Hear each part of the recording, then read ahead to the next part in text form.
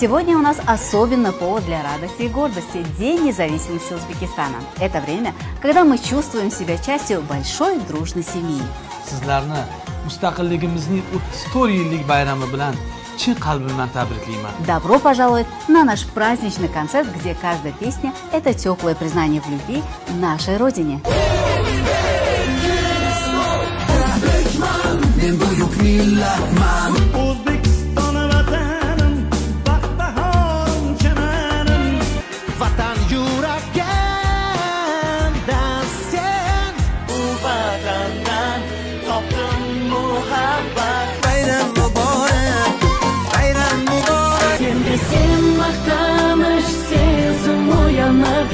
Что такое Родина? Это не просто место на карте, это история, наши корни, наши мечты.